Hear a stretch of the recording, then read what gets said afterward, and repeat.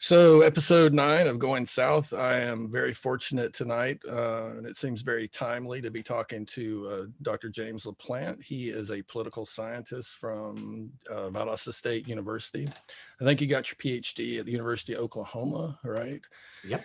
And you are also the Dean of Humanities and Social Sciences, is that right?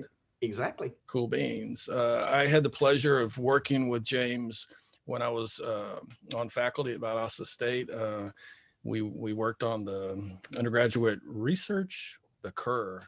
I forgot what it stands for, but the Council on Undergraduate Research. Yeah, James headed it up, and he was one of my favorite people to work with, and was always supportive and just a joy to talk to and have as a colleague. So I really appreciate you making time tonight. It's been quite the day. I thought we were just going to talk about whether or not Georgia went blue, but it seems like we have some other things to talk about too. And for those of the folks that listen to this, James, I guess you were just saying that you just found out about an hour and a half, 2 hours ago, kind of what's going on Capitol Hill. Yeah, I was in teams meetings with department heads all day, and I didn't have my phone with me. But by the time I got out of those meetings, I had plenty of text to turn on the news or check CNN about what is unfolding at the U.S. Capitol. Yeah. So where would you like to start? I mean, there's a lot going on. We just had a runoff election. We can jump in anywhere that you would like to. Yeah. Well, yeah, I mean, I think that the runoff election is a great place to start, because I think it dovetails with what happened today at the U.S. Capitol. I mean, there were a lot of people saying that, well, Georgia is still out of reach for Democrats in a runoff election, simply because it had been so long since Democrats had success in a runoff election, overwhelmingly favoring Republicans. But, the first thing that blew me away, as you've seen, my friend, was the turnout, right? I mean, you had turnout of 4.9 million in the general election, and in the runoff election, this is just unprecedented. What was it? 4.4, around 4.4, 4.4.5 million. And now, my predictions are wrong a lot of the time, so I should let your audience know that from the get-go. But I did say that in an interview maybe a week ago, that if turnout was above 4 million, or if it approached 4.5 million, the Democrats should win. And there were a lot of people saying, oh, no. If it's well above 4 million, that's a lot of election day voting, and the Republicans will win. And I said, nah, the bottom line is low turnout, especially just seniors 65 and over. Of course, that's going to favor Republicans. Right. But if this election gets anywhere near the presidential election, Democrats are going to win. Yeah. And you know what? They did. Yeah.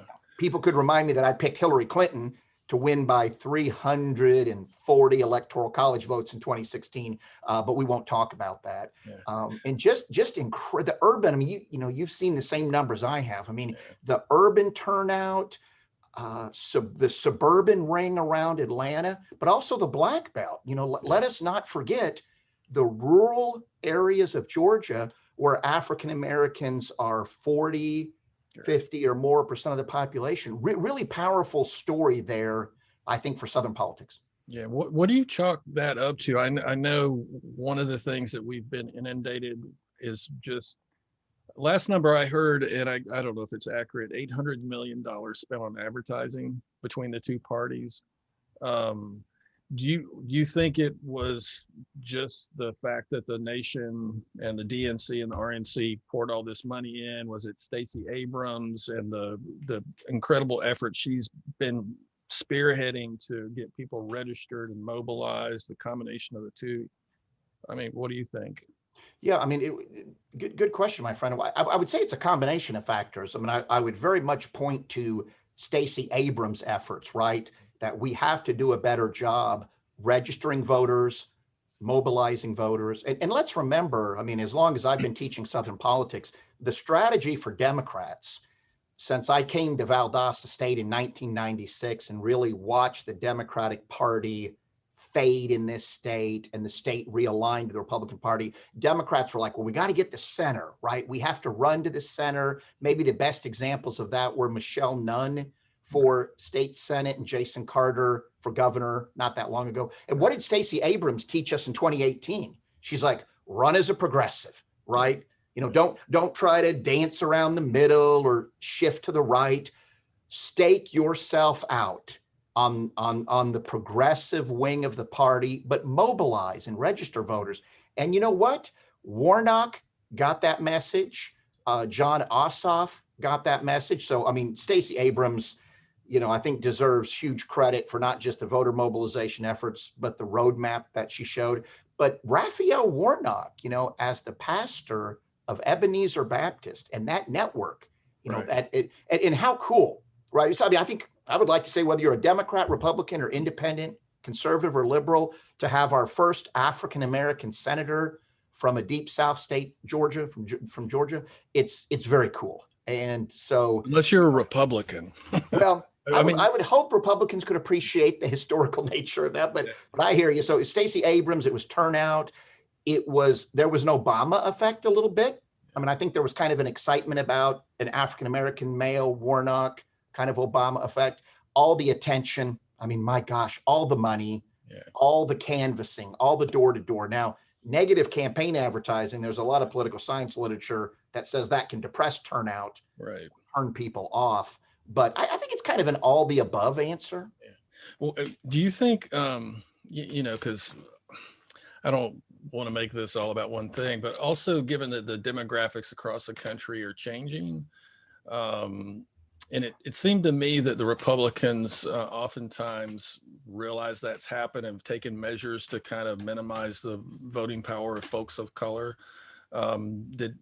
Did that play into it too, as well as was any of this kind of a rebuke to Trump in any way? Oh, I think it was. Now I know better as a social scientist, so I'm gonna cite really anecdotal evidence here. But there's a lot of Republicans I've talked to that voted for Warnock and Ossoff, and they said, James, I don't know if I can think of 3 issues that we agree upon, but my party has lost its way.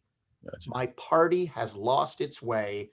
They've made a pact, an unholy pact with Trump, and here's the fallout of that. Yeah. So I think there was some of that. And oh my gosh, I mean, you know, the last 2 months you've had Trump, and then it culminates in the U.S. Capitol today with this mob. But you know, we won big. It was a landslide. It has been stolen from us. China stole votes. Votes are washing down the rivers.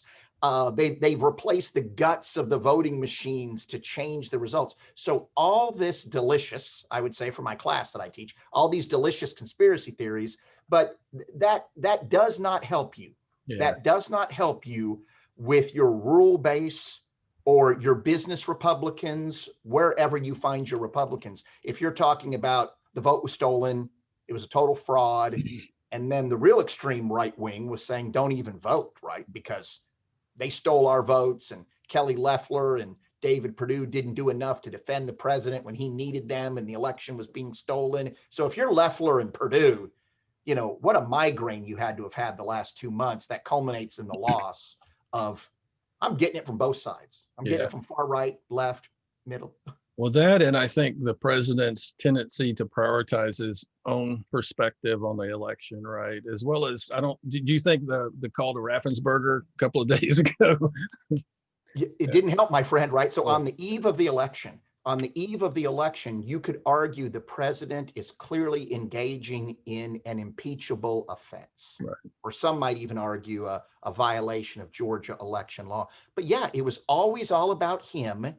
If you saw the campaign rally in Valdosta or watched the one in Northwest Georgia Monday night, it's all about Trump. And that just played, I think that played so poorly. And we've seen that. We've seen that in rural areas where, I mean, let's be honest, how did Kemp win as governor? Kemp, I mean, some people might talk about voter suppression, which you were talking about. I think Stacey Abrams would. Right? Yeah, I think she would quite eloquently talk about that. But by and large, you know, he's running up huge numbers in rural areas. To withstand the urban and suburban vote. And Trump did the same thing in 2016. So maybe we set aside the gubernatorial race and the issues there. But in 2016, that was part of Trump's key, right? Run up huge margins in rural areas. And heck, remember Hillary won Cobb. Hillary won Gwinnett. That was the first sign of, well, there were a little earlier signs, but wow, these suburbs are really shifting. And that culminates, the shift in those suburbs so culminated last night in the Ossoff and Warnok victories. But Trump's message just did not play well. And where's the discussion of the pandemic, right? Record deaths, nowhere. Record hospitalizations, record positive cases, and it's all about the election being stolen. And then, of course, Purdue and Loeffler were pulled right into that same message because their election theme was, I support the president. Yeah, I listen to a lot of conservative local conservative talk radio shows, and I think the narrative that the pandemic was everything from a hoax to a Democratic tactic, also has kind of pushed a lot of folks on the right not to take the pandemic seriously, I think. Is there, when you think back, the amazing thing to me, there are actually two things I want to ask you. The first is, I've been amazed at how quickly, working class conservative folks have turned on Republicans like Brian Kemp and the elected Republican Secretary of State, both of which supported President Trump, right? Is there a historical precedent where a party did this so quickly? It seems to me that there is a base of Trump supporters that the only answer that they were going to accept was that the election was rigged, and Trump kind of laid the ground for that. He's been laying the ground for it. And I'm surprised that my liberal friends are shocked as the fact that he's held that line. He's been sowing those seeds, even in the 2016 election, when asked if he would concede. He's been pretty clear that he might not, play ball fairly, that if he lost, it was going to be rigged. But I guess, are there other elections in your memory historically where parties seem to fracture mid-campaign, or at least after the results of a campaign, like what's happening with some kind of establishment Republicans in Trump's base? Yeah, so that's a good question. I would think that, again, how often have we used the term unprecedented or the last 4 years? Exactly, over and over. But so, I think, yes, so much of what happened here with 2020 is unprecedented. I would say, look, we've had political parties founded on conspiracy theories. They just tend to be more minor parties. The 1800s, we had the anti-Masonic party, we had the Know Nothing party, one of my favorite titles of a party later in the 1800s. We could go back to the Red Scares of the 1920s and the 1950s, and how parties, Joseph McCarthy, the junior senator from Wisconsin, right, being the best example of how they've used conspiracy theory narratives to advance their own political ambitions and that of a party. And Trump fits in that mold. Trump is the classic entrepreneur of conspiracy thinking. And we've seen this throughout American history, where he says, gosh, how can I leverage this for my own wealth or my own advancement or my own election to office? Now, to do it at the presidential level, again, is fairly unprecedented. But he set the stage throughout 2020, and remember, even in 2016, even in 2016, prior to him winning the RNC nomination, like he was laying. He was saying that whether it was in the primaries or before the general election with Hillary, then again in 2020, that if I lose, it's been stolen from me. It's been manipulated. Conspiratorial forces are working against me. Here's the thing, though, and this is where we really worry about where the president is maybe mentally right now, is that, he's entrepreneurial with it, but also I think his psyche, his personality buys into conspiracy theories, right? I don't want to sound like an armchair psychologist here, but I I think Trump fits the personality type of what?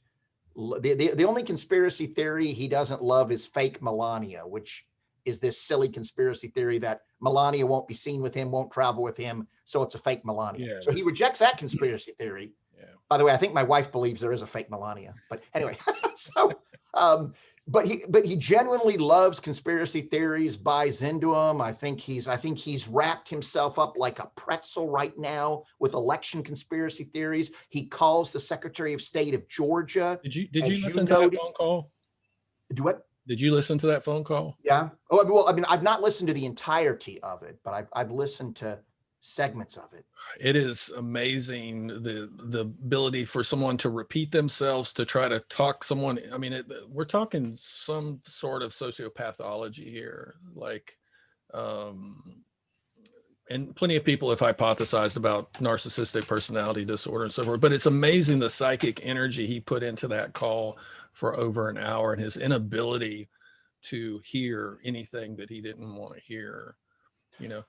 Yeah, no, so my friend, I think that's a good point. I mean, I would actually kind of refer, I often like teaching this in the Introduction to American Government class. You know, James David Barber has 4 personality types for presidents: active positive, active negative, passive positive, and passive negative. And it's really based upon how much energy you put into the job, how hard you work, but then also what is your worldview? You know, how negative are you, or how narcissistic are you? Anyway, so the most dangerous presidential type is active negative. Nixon's a good example of active negative. LBJ at times was active negative. But Donald Trump is a really good textbook example of active negative in terms of that personality type. So that fits into a lot of what we're talking about. Yeah. Were you surprised that the general election was so close? And what do you think? Why do you think Donald Trump is the president of the United States? Like, what produced Donald Trump? Yeah. Well, so no, it did not surprise me. It did not surprise me that it was so close. And I mean, as you know, the electoral college vote distribution was just flipping 2016. You know, Biden's a little over 300. And, you know, if you add the margins of what he won by in Arizona, Georgia, Pennsylvania, right, it doesn't take a lot of votes to shift those 3 states, or even a Wisconsin. And I would argue, I mean, you know, others may disagree with me, and I would like to think I respect that. I would submit to you, take away the pandemic, and now the Black Lives Matter movement. I mean, it had previously existed, I know that, but right. You know, the really high profile police shootings, how much of a role does that play? We could debate that. But if you take away the pandemic and the economic collapse, I think he wins. Yeah, I mean, I think he does. I mean, I think that's a pretty strong argument, because look at how close the election was. And so, but to your previous question, and you know, I've twice taught American politics in the age of Donald Trump. So we do the Trump biography for a third of the class, then we do his campaign, and then we did his first term, which is now his only term. And what we analyzed in that class is that Trump, he didn't create conspiracy thinking in our culture. I think we'd all agree. He sure in the heck didn't create polarization. That really starts emerging with Gingrich and company in the Congress, and then it accelerates under Obama. So, I mean, Donald Trump did not create distrust in government. Let's go back to Watergate, Vietnam. But distrust in government, polarization, conspiracy thinking, and then contempt of party elites. Trump was so brilliant at his contempt of party elites. And then could I throw in populism? So my little laundry list here is conspiracy thinking. Over half the American public believes in at least 2 leading conspiracy theories, like 9/11 was an inside job. We never went to the moon. Planes are spraying chemtrails. They're not contrails, they're chemtrails. So conspiracy thinking, polarization, distrust in government, a disgust of party elites, and then populism. So Trump was I'm not the first to say this, I know, but Trump was a perfect storm that bundled all of this together with really good media skills, right? Really talented. So I mean, that's my nutshell of how he won, and he would have won in 2020 if you take away the pandemic, I think, and the economic disruption. Do you think he would have? I I had a number of intense conversations with friends. If he would have lost in 2016, I think we would still have to contend with his base. And I think this is where I'm at, regardless of the outcome of this election. It's very clear that there's a populist movement. And I don't know if political science has done this. Hasn't so far. What I would like to understand is how many of that 74 million folks that voted for him are his hardcore, almost insurrection bound base. Do you know what I mean? Right. Because the bottom line is, I argued in 2016, if he lost, his base would be radicalized to some degree. Same thing in 2020. And at the same time, if he were reelected and elected, we'd have to deal with his policy. So they would be emboldened as well. Yeah. Right. So I guess the question is, where does this go from here? And do you have any concerns about the fact that 74 million people voted for him a second time around after 4 years of everything that we witnessed? Yeah. So, I think, again, I go back to polarization, my friend. I mean, it's hard to say about how much of that is really his true core base. I mean, I think some good estimates say maybe 25%, maybe 30%, that might really be animated by racial threat, right? Or let's just say racism, or animated by, fears of the browning of America, or being overrun by people from Central America, some of the really hardcore populism. I think what we have to understand is there's so much anti-partisanship in American politics now. I mean, crazy stuff where Democrats say, I don't want my kids dating a Republican or marrying a Republican, or Republicans who say, oh, my kid had better never date a Democrat. I mean, that's the kind of goofy stuff, absurd stuff we saw in interracial dating a century ago or longer, and half a century ago.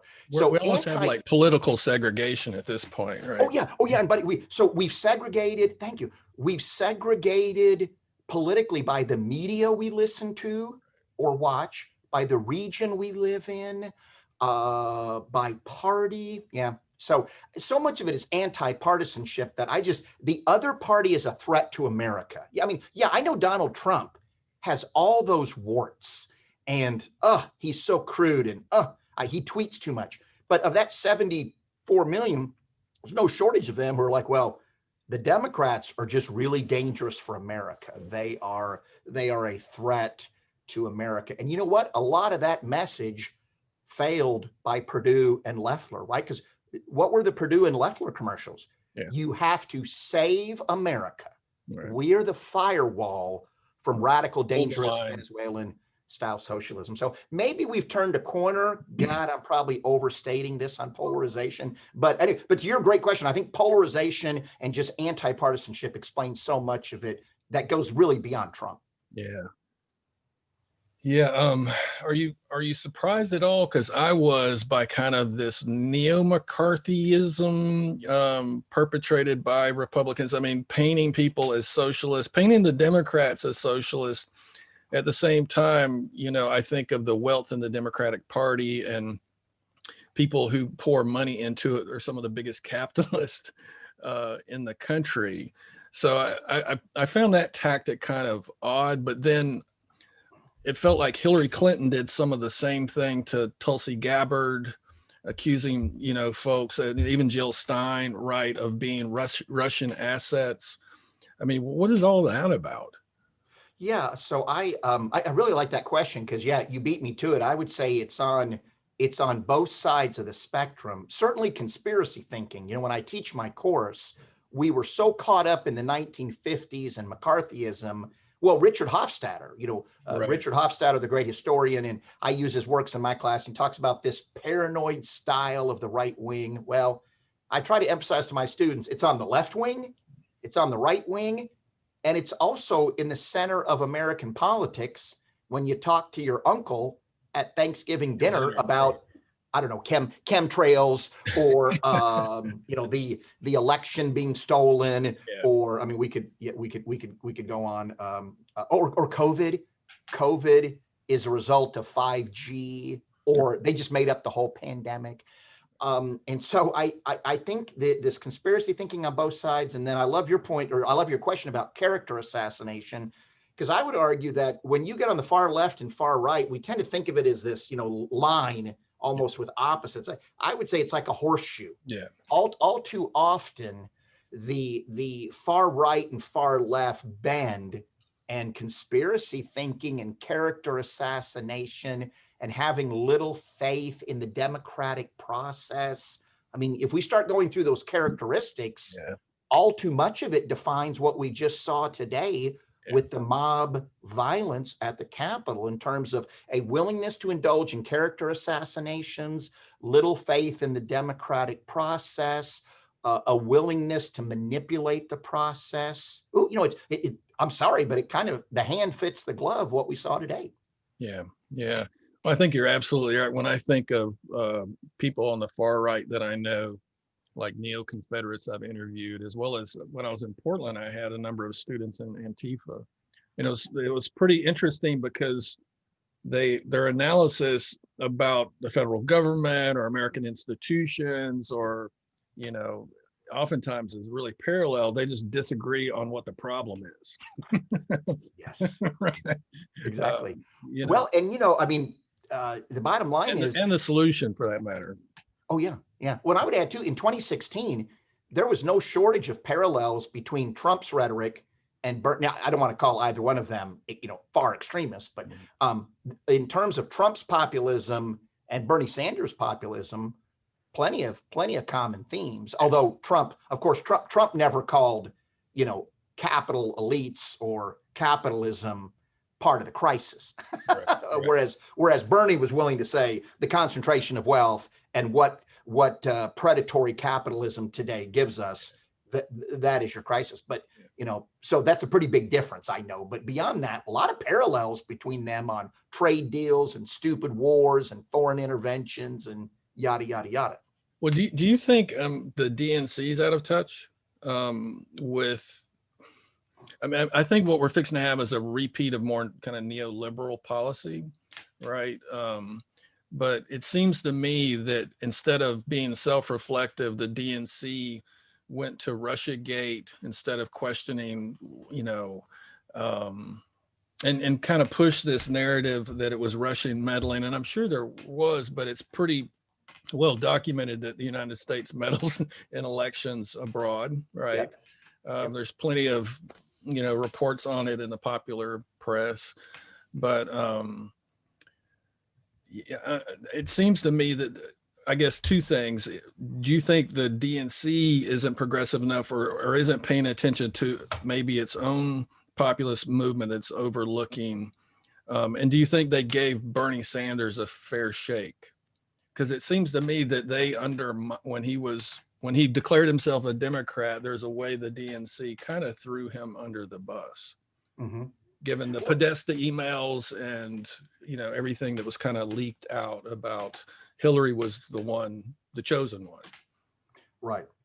Yeah, and I would say, and not to defend that, but I mean, part of what institutionalized party apparatuses do is they tend to reinforce and support the candidate they believe is most likely to win, or is most. Joe Biden's an example of that, I would argue, right? Yeah, exactly. Is most likely to embrace party values. Now, Trump, of course, Trump was the opposite of that in 2016, kind of burning down the house along the way up through and including today's incident. So yeah, I mean, I think there's plenty of criticisms that can be levied against the DNC and how things unfolded in 2016.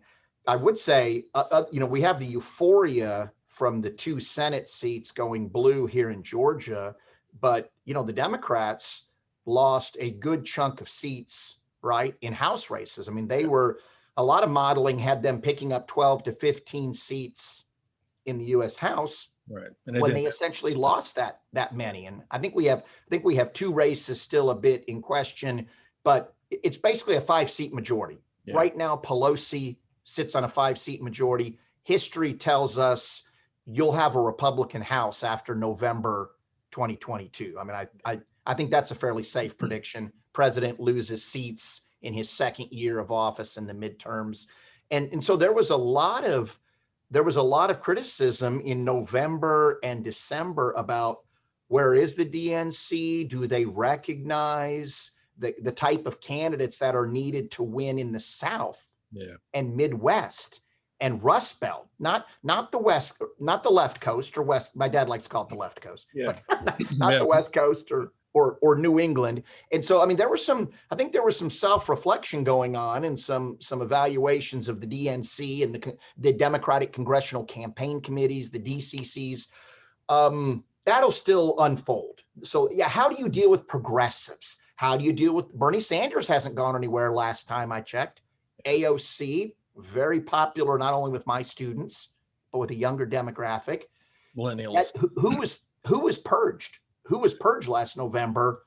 A lot of former military, small business owners, kind of moderates, they got purged from the Democratic caucus. And I would argue, while I understand and embrace some of the values of my progressive friends, bottom line is, as we keep purging moderates out of both parties, it's not good. None of it is good. In terms of a functioning government?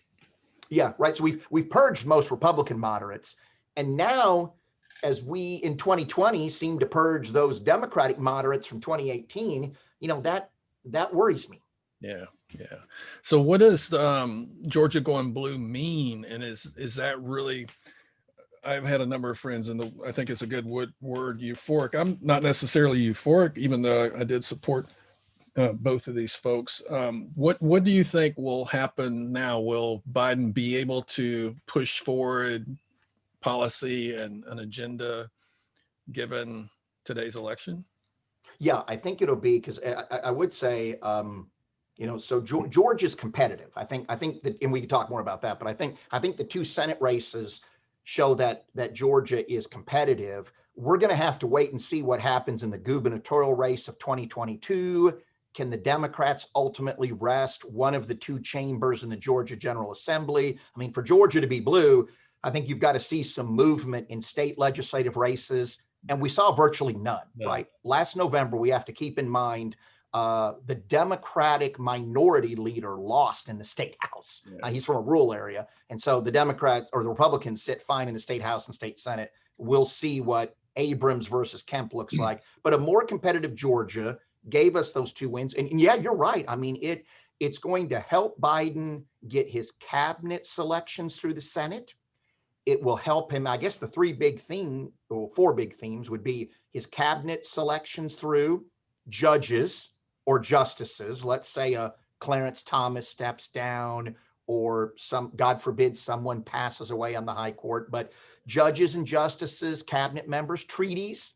I mean, we don't see as many of those anymore, but treaties still have to be ratified by the U.S. Senate, and then legislation. His ability to pass COVID legislation or a massive vaccination mobilization plan, which we need desperately. So, it'll make a big difference on all those fronts. But I would say he has 2 years till they lose the House, and then hell, they may lose the Senate. But I don't know that he even has 2 years, my friend. You might say he has 12 months. Yeah. Wow. Yeah. Well, you just said something. Maybe you answered this. Why, in terms of state politics, Republicans dominate, but the state just nominated or just elected two Democrats to the Senate? Like, what's going on with state politics versus federal politics? And maybe this takes us back to some of the earlier stuff. Again, is this a reaction to Trump, or was it just the sheer mobilization that was supported from outside the state? I just find that fascinating that the Dems on the state level have little to no power, but now we have two Democratic senators. Yeah, no, it's a great question. I would say that, so it's a lot of the factors you talked about, right? I mean, information you get, I mean, some of it is good, some of it is bad, but these are high information elections, high coverage elections, a lot of spending. So we certainly saw that in the general election, the presidential election in November, and these runoffs. But this ultimately trickles down. And I would say, actually, let's just go back the last 20, 25 years. Republicans started winning in Georgia actually at the presidential level, then at the congressional level. Then it trickled down to gubernatorial and state legislative races. So I mean, it's sometimes called trickle down realignment, that a lot of the American South realigned by trickling down presidential, congressional, gubernatorial, state legislative. Oh, and then like county commissions and such forth would be the last to fall. I think you might kind of see the same formula with the Democrats. Biden wins for the first time. 2020 is the first Democratic win since 1992. Now we have the 2 Senate races. So Democrats have won statewide races for the first time since 2006. Stacey Abrams, she's going to be, if she runs, she'll be powerful. And so I think you have this, and it just kind of builds. It builds, and you learn.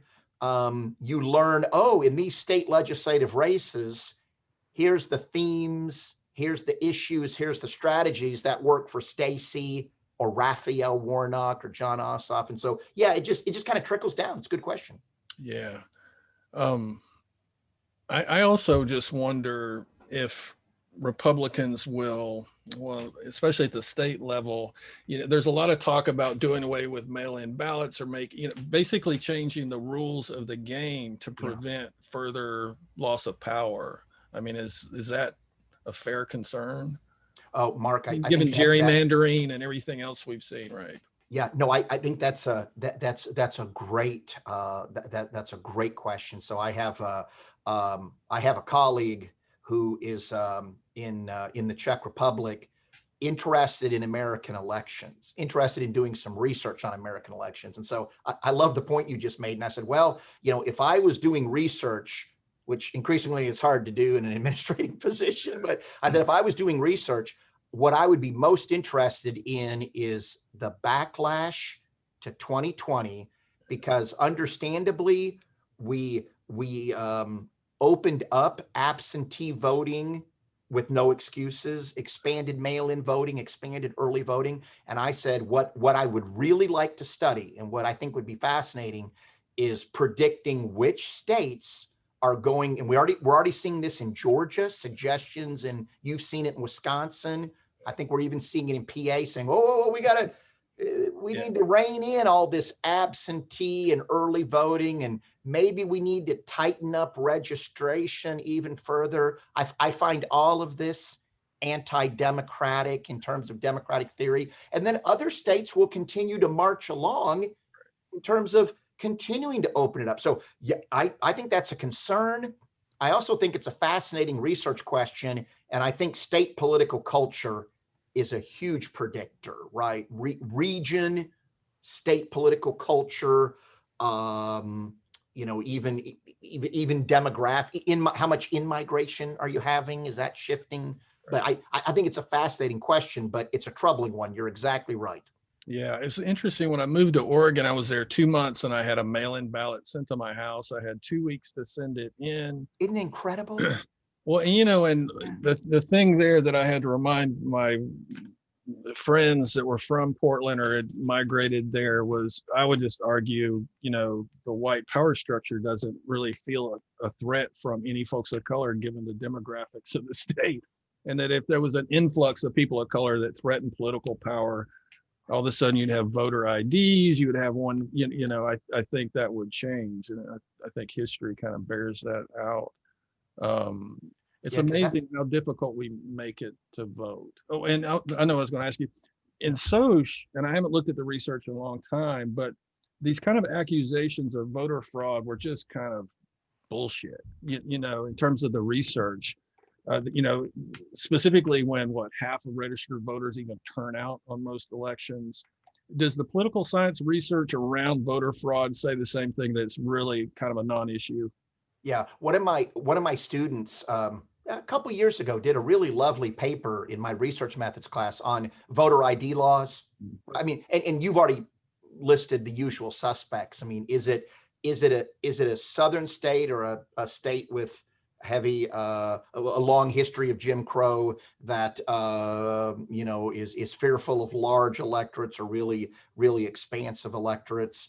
And so as he was researching this topic and trying to predict state voter ID laws, his literature review had a great study. I think it was out of UCLA, if I have that right.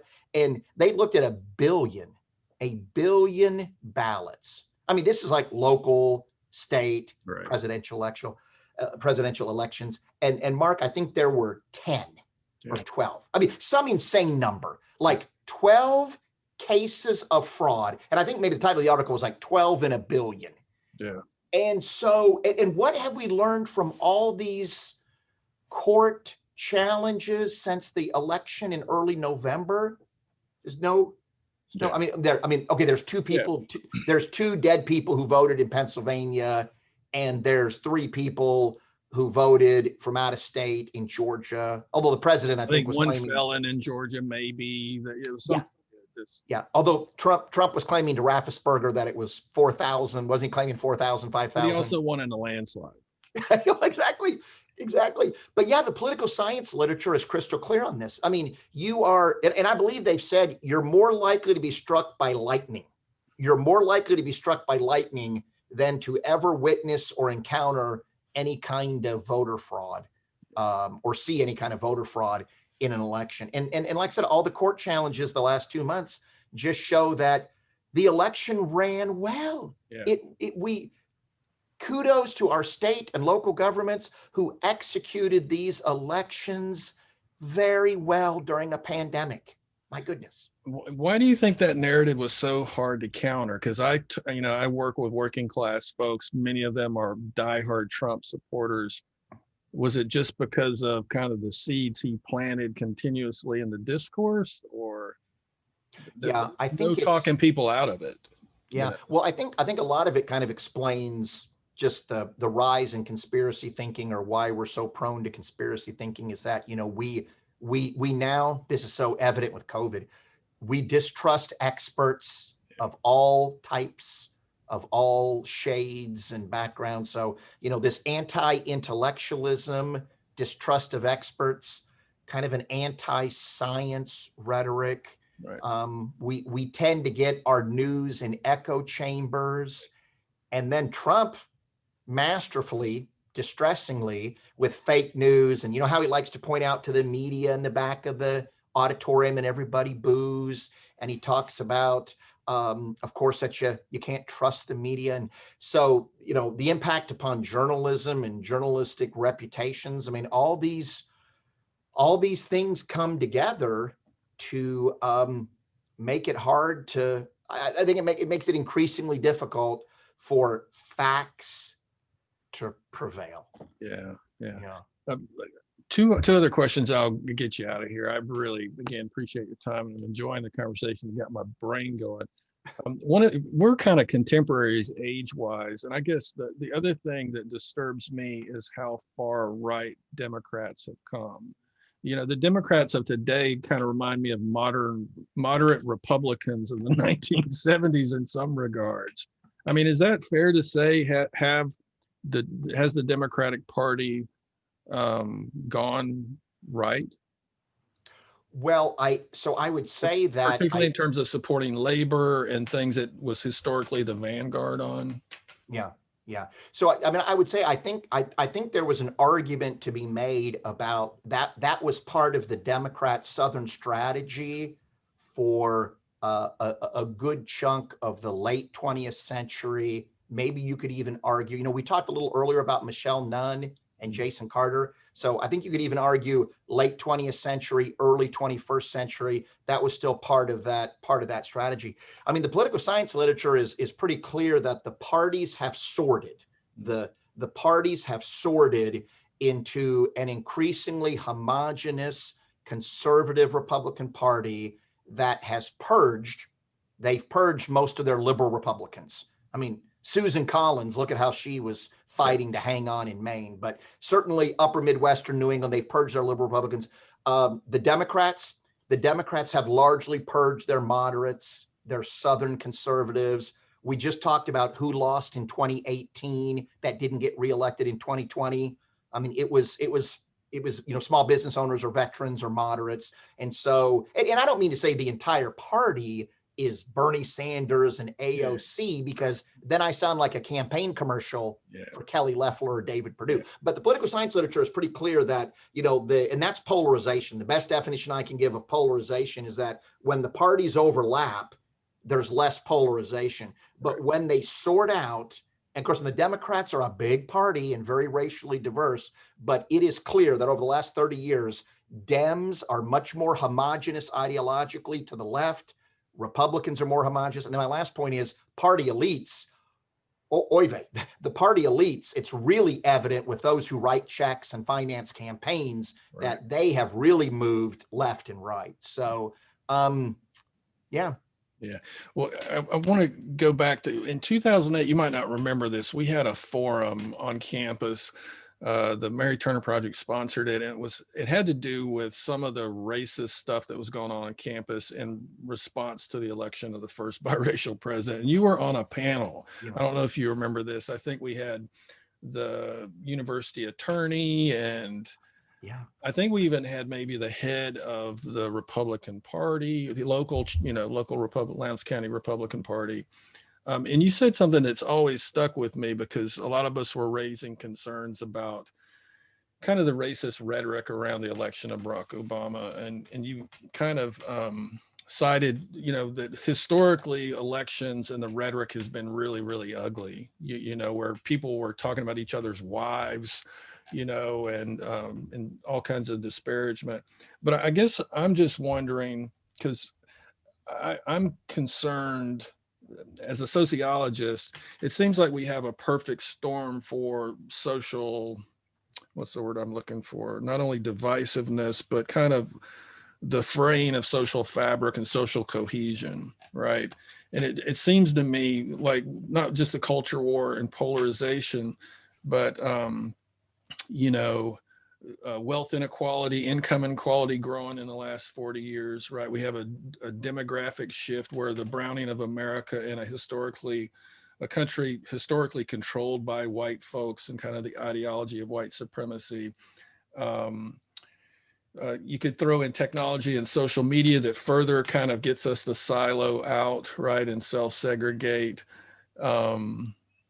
What else? I think one of the biggest things, and it's interesting to see it on the right now, is a loss of faith. And you mentioned this a minute ago, social institutions. So we've defunded higher education. Academics now are all Marxist. I've taught Marx, but I don't actually know. I mean, I probably know a couple of Marxists, but you would think that they have overrun the halls of higher education. Identity politics is, higher education's fault to some degree. But on journalism, on freedom of speech and, journalism, on the intelligence community, federal government in general, it seems to me that not only is there a kind of social cultural polarization, but the lack of faith in institutions in some ways on both sides. And Trump has done a really great job of further eroding that. So I guess what I'm asking, in addition to a number of other variables that, I would argue most Americans are consumers first and citizens second. Like, we don't know. I'm always amazed at people that want to preach to me about the importance of voting. But if I ask them, well, how does the vote work? That most people can't explain how voting works, right? And so we defend these systems that we can't articulate. But I guess I'm asking, where do we go from here? it just could be because I've been looking at a lot of the peace and justice studies. There's a number of social scientists and sociologists. The father of world systems theory argues that America is this empire in decline. And I think we're an imperial power too, in many ways. And so there's kind of this internal rot, internal division. And we're old enough to also remember Yugoslavia. So I've been doing all this reading on Yugoslavia, as well as the kind of fall of the Soviet Union and how all that played out. And it seems like we have some of this similar kind of processes in place, an appeal to nationalism. We have our own history of ethnic tension and racial tensions in our country. So not to sound all pessimistic, I guess I'm asking, given all that, given the further polarization, given what you just said, a federal government that is in its own regard really siloed out and not capable of getting a whole lot done in many days, where does all this go? Yeah, so I'm glad you mentioned that panel. That was a whole lot, so I'm sorry. Oh no, I'm kind of nodding my head because look, I share all those concerns, my friend. I mean, when you mentioned that panel in 2008, I was very optimistic, that we had elected Barack Obama. You would be hard pressed to find a European democracy or even a Canadian democracy or other industrialized countries that would have elected a Barack Obama with his biracial background and the middle name Hussein. But we did. Now but now there was a backlash to that, as we know, and Trump with the birther movement and so forth. Well, yeah, I mean, the irony that the person that birthed the birther movement that questioned, but then comes into office and undoes pretty much everything the first biracial president. It was, for me, that was a reinstitution of kind of white male supremacy, like. Yeah. No, and that's also, we got to make America great again, right?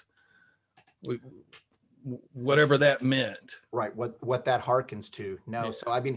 So I was optimistic in 2008, and I am, despite the things that we talked about unfolding or being dismantled, but I'm optimistic at this point in time. I would say just, and I mean, you summarized it beautifully.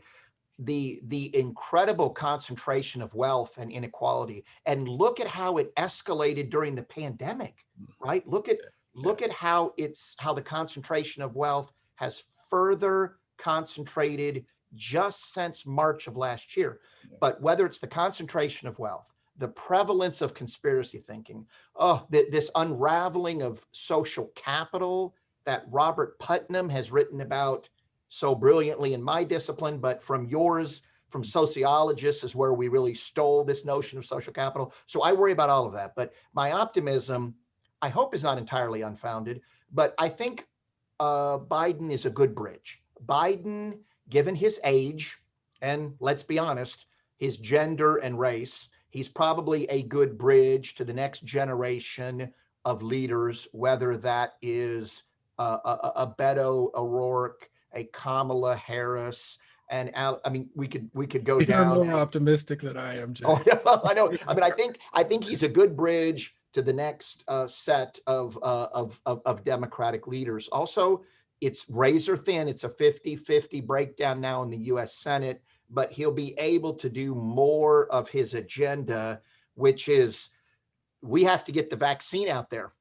Current estimates are that it'll take 10 years to inoculate the entire public. Now, we're going to get better on that, but he has said what? He said 100 million doses his first 100 days. I mean, I still believe in the power of the federal government to be able to mobilize and deal with crises. And what have we learned the last year? That there are some situations like a global pandemic and then distribution of a vaccine that you can't just punt it to state and local governments. Right. We have a system of federalism for a reason. There are sometimes really, really big issues like a Great Depression. Like a Voting Rights Act and a Civil Rights Movement and the Civil Rights protests in the South, where you have to bring in the authority and power of the federal government. So, and I'm not talking about the federal government. Or leverage it, I would say. Yeah, or leverage it. Thank you. So, I mean, I am optimistic that Biden is a good bridge to the next generation of Democratic leaders. he'll probably only have 12 months, a year and a half at the best to do much of what he wants till he probably loses one or two chambers of the Congress. I think there's the opportunity to make federalism work better, and presidential words matter. My God, have we learned that today at the US Capitol? So words matter, symbols matter. Biden understands that. Inequality of wealth is not going away anywhere anytime soon, nor is polarization. But I think there's the possibility to turn down the temperature and help effectuate. Because when Biden says, I want to be the president for all of America, even those who didn't vote for me. And Warnok said that last night. What a beautiful point Warnok made. I want to be a US Senator for all Georgians, even those who didn't vote for me. And I thought, he gets it. That doesn't wipe away polarization. Right. I would be stupid to say it does. But did you ever once hear Trump or Pence talk about, well, we want to govern to those, and Trump, of course, governed to nothing but his base. So I am cautiously optimistic, but people might say, boy, that guy's a naive fool. What if Biden doesn't do 4 years?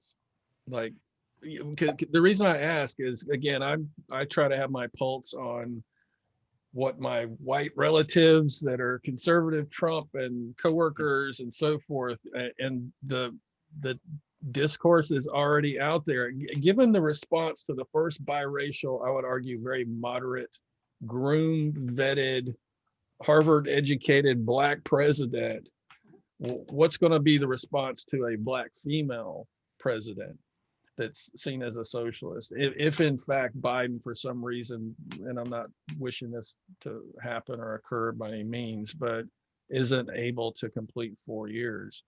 Right. Well, that my friend, or he just decides I'm not going to run. I'm one term is sufficient, and he just, I think, Biden may even recognize his own limitations.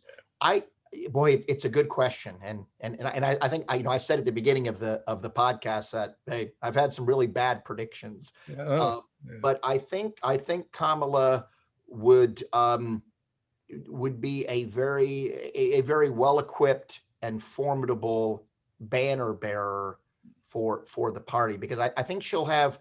She's an accomplished politician and she knows how to govern absolutely herself. So I don't want to sell her short that, well, she needs to learn at the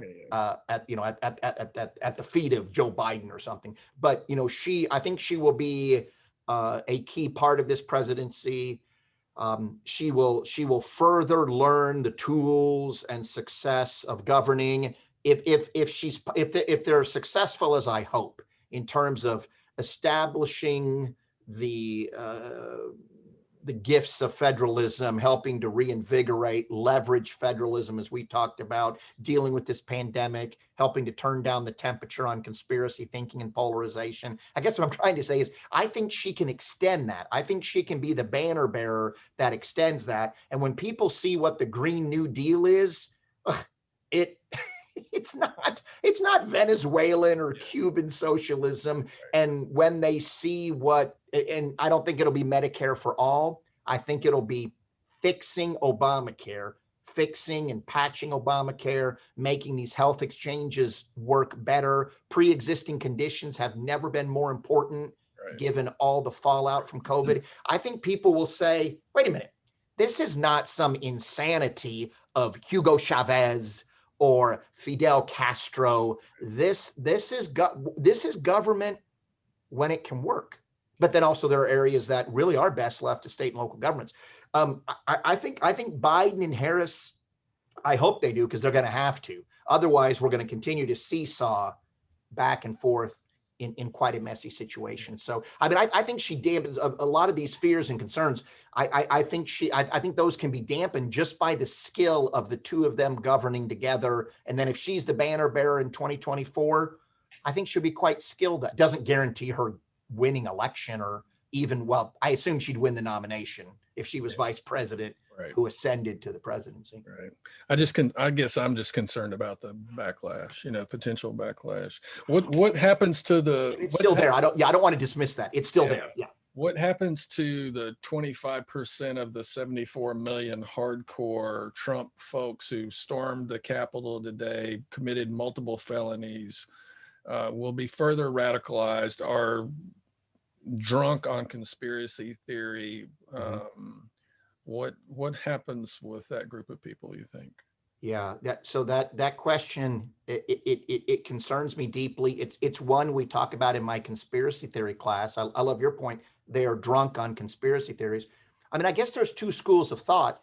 One is, to some degree, they go back and disengage, right? Because to a large degree, we know that Trump activated many people who had never voted in a presidential election. And I don't mean to say if you never voted in a presidential election and you voted for Trump, you're a crazy conspiracy theorist who love the mob today.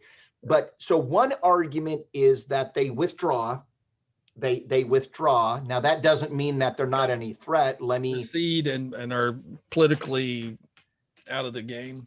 Yeah, but because, I mean, Timothy, you know, the Oklahoma City bomber, militias, the ones we saw in Michigan that wanted to kidnap the governor. So, I mean, they can withdraw from politics and still be significant threats in terms of hate group behavior, militia behavior. But you might, I mean, they might, my rambling point is they might largely withdraw from politics.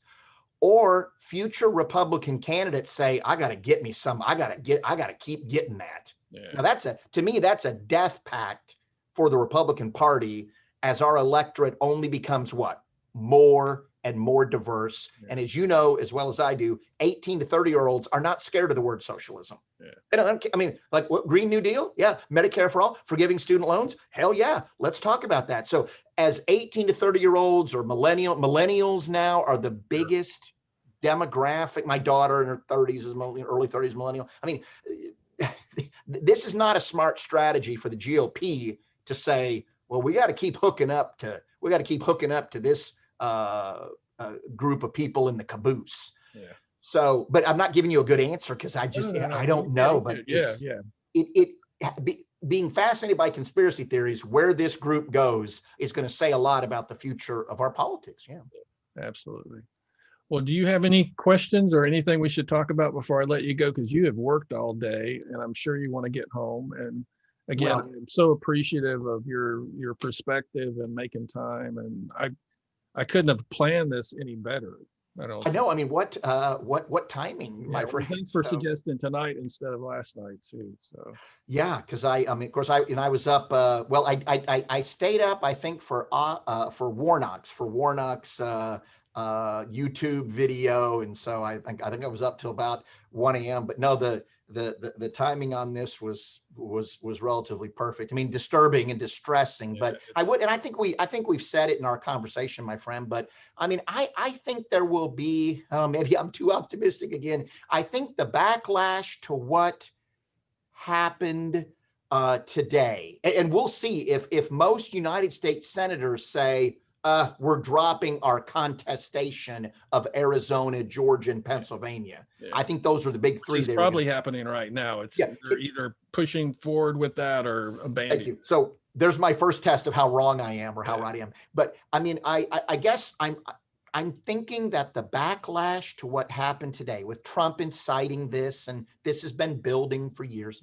I think it can show the strength of the bones of our democracy. I think with Biden, and look, you know, whether you like him or dislike him or don't have much of an opinion on him, he's a thoughtful institutionalist. And Mitch McConnell, people may despise him, but Mitch McConnell is an institutionalist. And we saw that in his speech today, which I totally missed because I was in too many admin meetings. I wish I would have heard something like that months and months and months and months ago, but finally. Right. No, you're right. In fact, my dad, my father, a lifelong member of the GOP, said I would have liked to have heard that a long time ago. But yeah, my concluding thought, and again, such a pleasure to chat with you, my dear friend. I think we can find out that the bones of our democracy are still pretty strong. Cool. Well, thank you so much. I really appreciate it. I'm going to turn this recording off. And all right, thank you. But thanks for making time.